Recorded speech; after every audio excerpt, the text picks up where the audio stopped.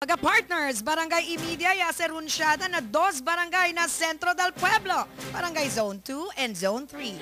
With, of course, junto con Cap Fred, Long Sleeves at Tilano. Report del Pueblo.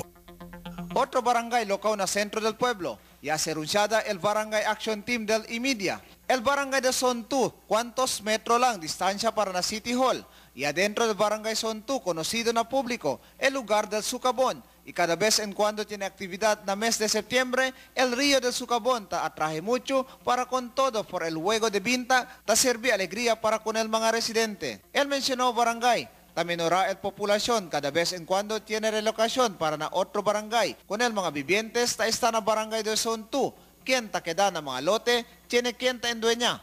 A mediante na runsyada del barangay Imedia, y este el cuantos del mga concierne y llevan atención del honorable capitán Nonito Arañas durante na entrevista. Problema sa Campanero.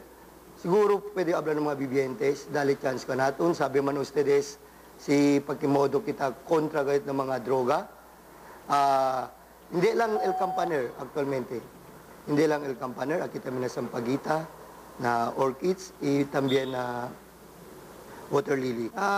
Aquí parte na puro Water Lily, ya tiene este problema din niya si kami pa sa barangay resolution, yung complaint kami para in behalf del mga constituente del barangay Zone 2, kayo no get action taken kunel ay estaba na opisina del Water District. Ya po na attention ya cuando interview nga naton, yan meeting kami este kunel adjacent barangay chairman kung concern kun este problema. So aprecio con el capitán de Barangay Camino Nuevo, ya puede le hacer el waste trap, el design para sangga con el basura. Pero el problema kasi tiene conflict el territorial jurisdiction between Canilar and Camino Nuevo. So, el problema que hindi lang el tabuta basura de Camino Nuevo, pati Barangay Canilar, constituente del Canilar. So, ya sea kita waste trap, cuántos waste trap ya kita tiene, pero despite the waste trap, tiene pa kita implementa el Ordinance 500 and ya recorded siguro mga 5 violators kita ya pwede dos vivientes de Barangay Zone 2, ya paga sila 500. Pero el problema, bien lenient el mga basura tasali na adjacent barangay. So, dol tasintiyo siguro debe gayot el local government tiene gayot abla kita counterpart. Malang intende. Hindi lang kita permita pwede mira sina barangay lang kita man rely todo. Adentro del barangay Zone 2, montón de establecimiento na diferente klase de negocio, que diutay man o grande, base na observación a mediante na runsyada.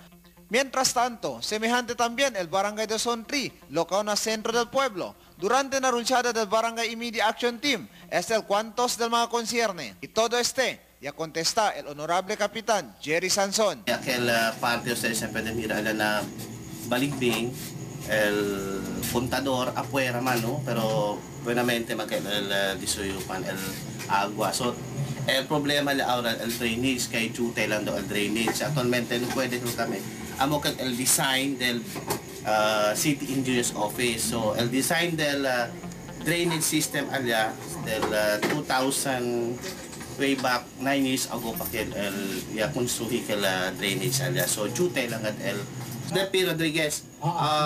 That is owned by a private owned lot. It's a private. So, every time kami kasi monthly kami mga cleanliness drive, clean-up drive. So, tanda lang kami na informa, but hindi kami pwede, kami si Limpia. So with the information drive, with the chairman of the health and sanitation, and mujeres de Barangay Zone 3, tanda lang kanila explicaman, inform that you have to clean your area, your own surrounding. Además, na aspecto de droga prohibido na Barangay de Zone 3, el cuantos elaboración del Barangay Capitán. Kung abla lang manada gayon. So, user. Pero mga drug pusher, el kenta libaki de otro barangay. So, tasabi lang kami kay aquel uno de motor, taki, tanda, so, tan monitor ya kami si Aura. Actualmente the last year pa.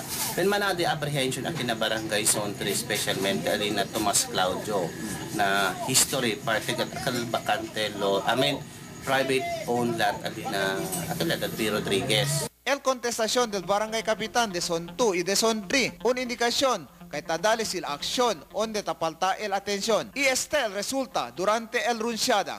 Desde aquí na Sukabon, barangay Zone 2, junto con Cap Nonito Arañas. Junto con Cap Jerry Sanson, aquí mismo na Barangay Zone 3. Cap Frederica Tilano, E105.9 News FM, imedia mo. Report del Pueblo.